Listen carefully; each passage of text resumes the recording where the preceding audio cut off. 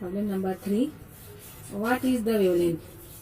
Means हमें क्या करना है, हियर गिवन दिया है, इस गिवन में फर्स्ट हमें कैलकुलेट करने है वेवलेंथ, सिंबल क्या इसका वेवलेंथ का, वेवलेंथ सिंबल इसका लैम्डा, हमें इस चीज को मालूम करना है। Of the photon emitted during the transition, जो इमिट होता है बाहर निकलता है during the transition from the orbit of, किस ऑर्बिट से, where n is equal to 5 to that to n equal to 2। Means जो हमारा ये होता है न्यूक्लियस यार ऑर्बिट्स, हमें क्या कह रही है, जो 5 नंबर का होता है शेल, प्रोटॉन न्यूट्रॉन, ये 1 n is equal to 1, n is equal to 2, 3, 4 and then last this one is the n is equal to 5। तो इस 5 से 2 में जब आता है तो इस वक्त जो इमिट होती है रेडिएशन, हमें उस रेडिएशन की क्या मालूम करना है, उस रेडिएशन उसका हमें कैलकुलेट करना है wavelength. Simple one, here this one is n is equal to 1। अब जब यहां से ये फोटोन आता है, किस पर आता है ये, this one n is equal to 2, तो 5 से 2 तक आने के लिए कितनी रेडिएशन ये इमिट करते हैं, निकालता है, हमें उस चीज को वेवलेंथ को कैलकुलेट करना है। देयरफॉर देना मालूम कर सकते हैं हम ये, हियर n1 जो हमें गिवन है इज इक्वल टू 2, मीन्स जो शेल नंबर 2 है, अगेन गिवन दिया है n2 is equal to 5, okay. Again अब हमारे पास n1 गिवन दिया है, n2 गिवन दिया है, मालूम करना है लैम्डा, इसके लिए हम फॉर्मूला यूज करेंगे। देन द वेव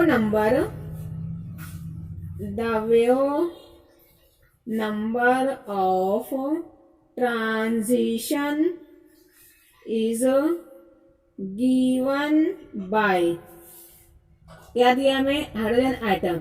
मीन्स हम किसे यूज करेंगे, रेडबर्ग एक्सप्रेशन को, रेडबर्ग एक्सप्रेशन, क्योंकि हमें गिवन क्या दिया गया है, हाइड्रोजन आइटम को इन्होंने लिया है। Therefore, the equation or formula of Rydberg expression is here nu bar is equal to 109,677. Again, in square bracket 1 upon n1 square minus 1 upon n2 square. Wave number है, means इसकी unit रहेगी पर centimetre.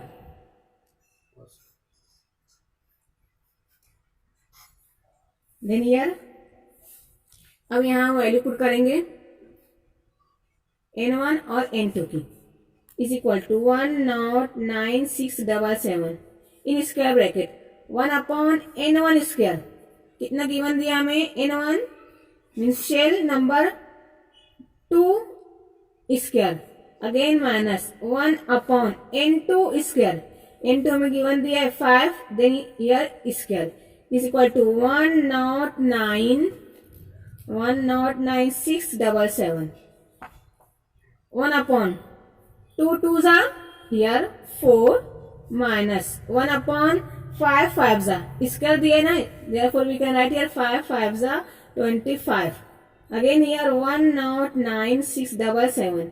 अब हमें इसे solve करना है, यहाँ पर दिया गया माइनस, तो इस तरह कोशिश करना है जो दोनों टर्म नीचे की है उसे रखना है कांस्टेंट करना पड़ेगा। हमें इस 4 को मल्टीप्लाई करेंगे 25 से, अगेन 25 को करेंगे 4 से, मीन्स हम अगर यहाँ लिखते हैं 25 मल्टीप्लाई अगेन ईयर 4 मल्टीप्लाई, तो कैसा करना हो रहा है, हमारे पास बचेगा as it is 1 upon 4 minus 1 upon 25 होता है।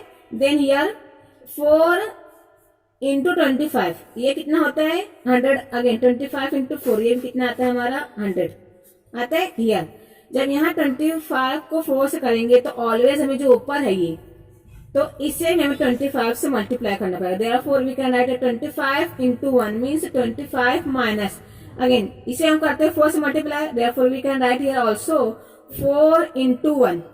समझते हैं, जब हम इसे करेंगे 4 को 25 से मल्टीप्लाई, तो हमें इसे दोनों साइड में मल्टीप्लाई करना पड़ेगा। Therefore we can write here 25, again here 4 से किए थे तो 100 आया था, देयरफॉर इसको भी करना पड़ेगा 4 से, 4 इंटू 1 तो क्या हो जाएगा यार, 4 इंटू 1 आता है हमारा 4, therefore is equal to 109,677, 100 as it is, 25 minus 4 means 21, therefore जब हम इसे पूरा सॉल्व करते हैं तो हमारा रिजल्ट आते हैं nu bar is equal to solution बाद 23,032.17 आते। 21 को ये तमाम टर्म से मल्टीप्लाई करेंगे, देन 100 है मीन्स लगाएंगे हम 2 के बाद पॉइंट, होता क्लियर। 21 को इससे मल्टीप्लाई करने कितना आता है 2303217, अगेन डिवाइड कीजिए 100 है मीन्स ये होता है 10⁻², जाएगा ऊपर हियर, ये होता है 10:2, जब ये जाएगी टर्म ऊपर 10⁻², इसलिए हमारा पॉइंट लगेगा 1 और 2 के बाद लगता है point, therefore we can write here nu bar means wave number of transition is 23032.17 per centimetre. पर हमें क्या मालूम करना है, लैम्बडा, हमें मालूम करना है wavelength, therefore wavelength is nothing but the reciprocal of और inverse of wave number, wavelength is inverse of wave number, तो हम यहां लिख सकते हैं 1/23032.17, इसका देखते हैं reciprocal, therefore wavelength for that particular transition, here reciprocal देखने पर आता है हमारा 4.34 इंटू 10⁻⁵ सेंटीमीटर। अगेन वेवलेंथ है सेंटीमीटर में, हमें इसे मालूम करना है ऑलवेज वेवलेंथ रहती है in nanometer, therefore we can write here wavelength is equal to 4.34 into 10⁵, इसे कन्वर्ट करना है नैनोमीटर तो हमें मल्टीप्लाई करना पड़ेगा 10⁷ nanometre, therefore wavelength lambda is equal to 434, here this one is a nanometer, therefore we can write here the wavelength of the photon emitted during the transition from orbit of n is equal to 5 to n is equal to 2 in hydrogen atom is always equal to 434 nanometer। होता है example clear, हमें तमाम terms याद रखना है किस तरह से इसका आंसर आएगा। अगेन यहाँ पर हमारे जो है ये एन जो है ये हमारे सिर्फ चेंज होंगे, इज इक्वल टू 1 2 होता है, ये चेंज हो सकता है, n1 इज इक्वल टू 3 भी हो सकता है, n2 इज इक्वल टू 6 भी हो सकता है, n1 इज इक्वल टू 1 भी हो सकता है, ये on the basis of Balmer Lyman और पास्टन सीरीज, जिस सीरीज मिलेंगे हमें उस चीज को यहाँ पर उस वैल्यूज को यहाँ पुट करना रहेगा, और then with the help of this Rydberg expression values put करके हम easily wave number as well as wavelength को कैलकुलेट कर सकते हैं। देन नेक्स्ट टॉपिक है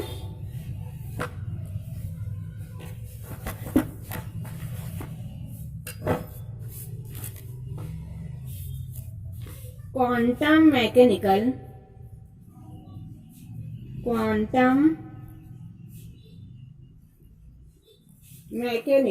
मॉडल ऑफ एटम,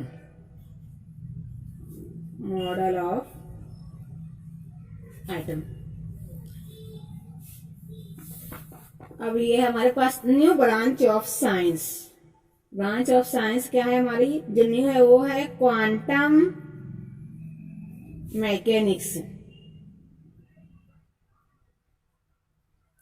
ये हमारी न्यू ब्रांच ऑफ साइंस है, किस तरह से हमारे पास रहते हैं branch of science biology, chemistry, physics, mathematics, geography.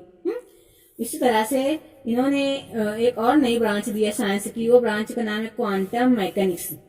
तो with the help of this branch इन्होंने हमें दिया है, एक्सप्लेन किया है, एक्सप्रेशन दी है मॉडल ऑफ एटम की with the help of this new branch of science quantum mechanics. Therefore that particular thing is called as quantum mechanical model of atoms. अब दो साइंटिस्ट हैं, उन्होंने 1926 में बताया हमें। साइंटिस्ट का नाम है Werner Heisenberg and second one है अरविंद स्क्रोडेंजर। ये था हमारा था हाइजेनबर्ग अनसर्टेनिटी प्रिंसिपल। इससे पहले टॉपिक में देखा था हमने expression delta x delta p, this one is only depends upon position as well as momentum. इसने क्या बताया था हमें, अगर इन दोनों में से पोजीशन या मोमेंटम मीन्स एक्स और पी कोई भी एक चीज कम रहेगी या ज्यादा रहेगी तो हमें वो शो करेगा हाइजेनबर्ग अनसर्टेनिटी प्रिंसिपल। अगेन इन्होंने क्या किया है इन 1926 इसके प्रिंसिपल को और जो सेकंड साइंटिस्ट है स्क्रोडेंजर, इन दोनों ने हमें वेव नंबर और वेव मोशन की बेसिस पर अनसर्टेनिटी प्रिंसिपल की बेसिस पर हमें नेक्स्ट थ्योरी दिया है। क्या नाम उसका, quantum mechanical model of atom. इन्होंने बताया है एक नया एक्सप्रेशन दिया है, that particular expression is called as Schrodinger equation, या इसका नाम दिया गया wave equation.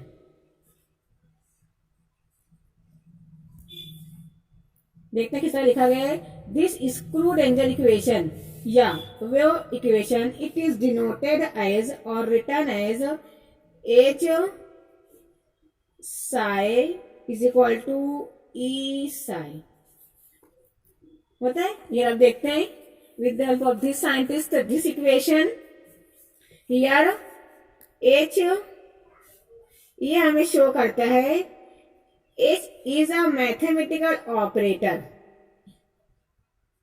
mathematical operator, this one is called as Hamiltonian, Hamiltonian। Again second one ये क्या है हमारा साई, इसे किस तरह पढ़ेंगे हम, लिखते हैं पी साई और पढ़ते हैं psi. This is the wave function, this is the wave function. And next one E, जो हमें पता है E is nothing but the energy of the system, E is energy of system. This expression is called as Schrodinger equation और wave equation. H इस तरह से लिखते हैं। अब इससे इन्होंने बताया हमें this Schrodinger equation is a set of 3 quantum numbers. क्या बताया, when Schrodinger equation is solved for hydrogen, किसके लिए हम लेते हैं, इसे करते हैं हम सॉल्व फॉर हाइड्रोजन आइटम के लिए, then the possible values of energy that the electron may have along with the corresponding wave function। अगर इसकी एनर्जी और इसका वेव फंक्शन आर ऑप्टेन, यहाँ से हम इजीली इस हाइड्रोजन की एनर्जी और वेव फंक्शन को ऑप्टेन और कैलकुलेट कर सकते हैं। Then as a natural consequence of solving this equation हमें इन्होंने दिया है a set of 3 quantum numbers. इसे हल करने के लिए इन्होंने हमें दिया है a set of 3 quantum numbers। First one है principal quantum number, it is denoted by small n। Again next one दिया है as a modal quantum number, as a Mudal quantum number it is denoted by small l। and last one इन्होंने दिया हमें magnetic quantum number it is denoted by small m। इन तीनों basis पर हम इस स्क्रूडेंजर equation को और इस वेव इक्वेशन को इजीली सॉल्व कर सकते हैं फॉर हाइड्रोजन आइटम के लिए। Again the solution of Schrodinger wave equation lead to 3 quantum numbers and successfully predicted features of hydrogen atom emission spectrum।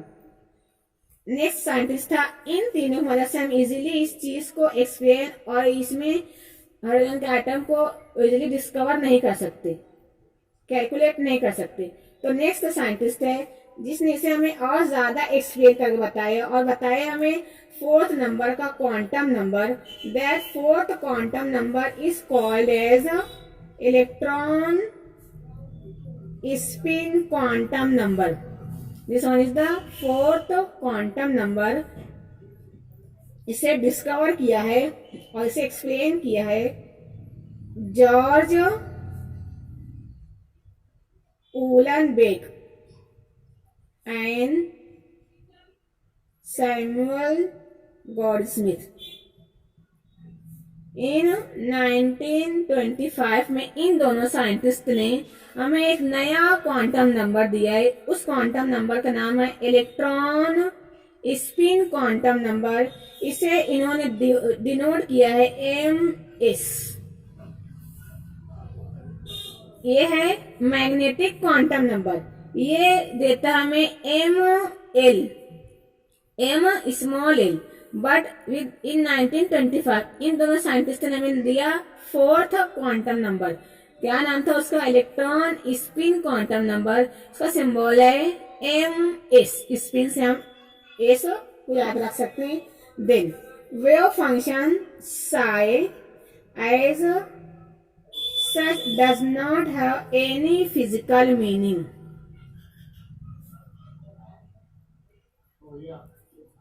The probability of finding an electron at a point within an atom is proportional to psi square in the neighborhood of that point.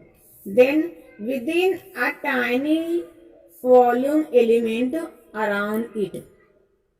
Tiny volume element around it. तो ये show करता है हमें different 4 types है quantum number with the help of Werner Heisenberg और certainty principal की मदद से। अगेन अरविंद स्क्रोडिंगर, इन्होंने 1926 में बताया हमें Schrodinger equation. This one is the our Schrodinger equation here. Again इन्होंने हमें एक पूरा सेटअप दिया with the help of this quantum theory, this quantum mechanics की बेसिस पर इन्होंने हमें 4 क्वांटम नंबर्स दिए जिससे हम इजीली इस स्क्रोडिंगर इक्वेशन को सॉल्व कर सकते हैं, इसकी एनर्जी को। देन हियर फर्स्ट था principal quantum number denoted by small n, azimuthal quantum number small l। अब इन दोनों में मैग्नेटिक क्वांटम नंबर और फोर्थ क्वांटम नंबर नेम इसका इलेक्ट्रॉन स्पिन। अब इस फोर्थ को इन 2 साइंटिस्ट जॉर्ज उहलेनबेक और सैमुअल गॉडस्मिथ ने इसे डिस्कवर किया, इसे बताया हमें न्यू क्वांटम नंबर को। उन्होंने उसका नाम दिया electron spin quantum number MS। से हम इजीली कैलकुलेट कर सकते हैं।